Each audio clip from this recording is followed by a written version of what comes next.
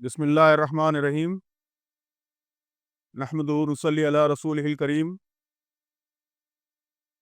محترم بزرگوں، دوستوں، خواتین و حضرات، آپ سب اچھی طرح واقف ہیں کہ مرکزی حکومت وقف ترمیمی بل، وقف امینڈمنٹ بل کو پارلیمنٹ میں منظور کرانے کی تیاری کر رہی ہے۔ یہ بل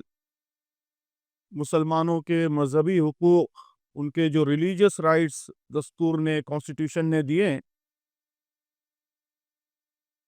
ان کی صریح خلاف ورزی ہے، وائلیشن ہے، اور ہم سمجھتے ہیں کہ ملک کی سب سے بڑی مذہبی اقلیت کے خلاف یہ بڑی ظالمانہ کارروائی ہے۔ اس بل میں، وقف ایکٹ میں جو ترمیمات تجویز کی گئی ہیں، جو امینڈمنٹس تجویز کیے گئے ہیں، اس کے نتیجے میں وقف کی پراپرٹیز پر مسلمانوں کا حق، اس کو چلانے، اس کے انتظام کا حق، اور وقف کو محفوظ رکھنے کے لیے جو بہت سے پروویژنز قانون میں موجود ہیں، ان پروویژنز کو ختم کرنے کی تجویز، یہ ساری خطرناک تجاویز اس بل میں شامل ہے۔ یہ جو حقوق وقف ایکٹ کے ذریعے مسلمانوں کو دیے گئے ہیں، وہ صرف مسلمانوں کو حاصل نہیں ہے، بلکہ اس ملک میں جتنے مذہبی گروہ ہیں، ان سب کو اپنی عبادت گاہوں کا انتظام کرنے اور اس کو پروٹیکٹ کرنے کے لیے یہ حقوق دیے گئے ہیں۔ اب مرکزی حکومت صرف مسلمانوں کو اس حق سے محروم کرنا چاہتی، تو اس بل کی خطرناکیوں سے واقف کرانے اور اسے واپس لینے کے لیے آمادہ کرنے کی غرض سے مختلف کوششیں گزشتہ ایک سال سے مسلسل ہو رہی ہیں۔ مختلف پارٹیوں سے ملاقاتیں ہوتی رہیں، مسلمانوں نے جگہ جگہ احتجاج منظم کیے، جے پی سی کو مسلمانوں کی مختلف جماعتوں نے اور All India Muslim Personal Law Board نے، جماعت اسلامی ہند نے، ان سب نے تفصیلی یادداشتیں پیش کی، ان کے سوالات کے جواب دیے،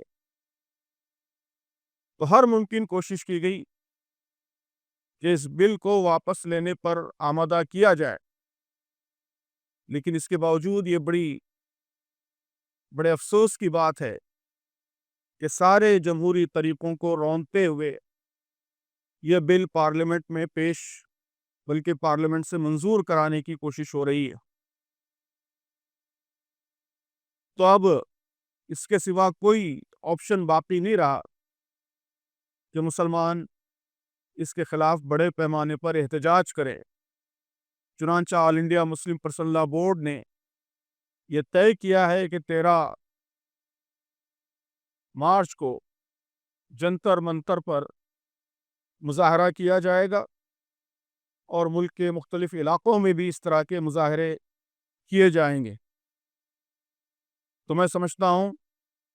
کہ وقف جائیدادوں کا تحفظ، مساجد کا تحفظ، مدارس کا تحفظ، یہ مسلمانوں کی شرعی ذمہ داری ہے۔ اللہ تبارک و تعالیٰ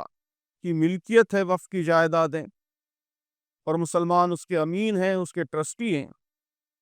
تو اس حیثیت سے اس کے تحفظ کے لیے ہر ممکن کوشش کرنا